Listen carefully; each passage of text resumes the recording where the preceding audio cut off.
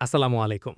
গান্ধী সাহেব, আমার প্রশ্নটি হল, একজন নারী যিনি নিয়মিত নামাজ আদায় করেন না, মাঝে মাঝে নামাজ পড়েন, আবার মাঝে মাঝে পড়েন না। এমতাবস্থায় তার স্বামী তাকে রাসূল সাল্লাল্লাহু আলাইহি ওয়াসাল্লামের সেই হাদিসগুলো দেখান যেখানে বলা হয়েছে যে নামাজ পড়ে না সে কুফরি করে এবং নামাজই হল দ্বীন ও কুফরের মধ্যে পার্থক্যকারী। ওই নারী হাদিসগুলো বিশ্বাস করেন, কিন্তু তবুও তিনি নামাজে নিয়মিত নন। এখন প্রশ্ন হল, শরিয়া অনুযায়ী কি তাকে কাফের বলা যাবে, আর এতে কি তাদের বিয়ে ভেঙে যাওয়ার পরিস্থিতি তৈরি হবে? না, এতে শারিয়া অনুযায়ী কিছুই হয় না।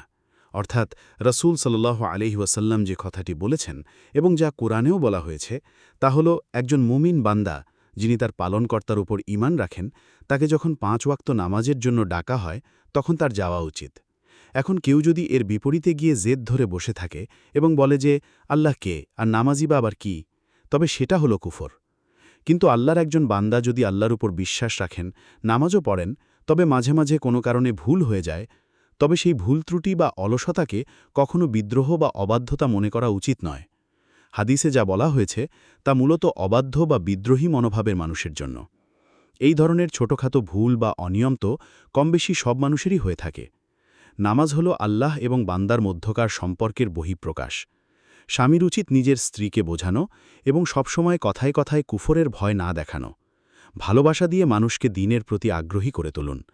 আর নামাজ না পড়ার কারণে বিয়ে ভেঙে যায় না।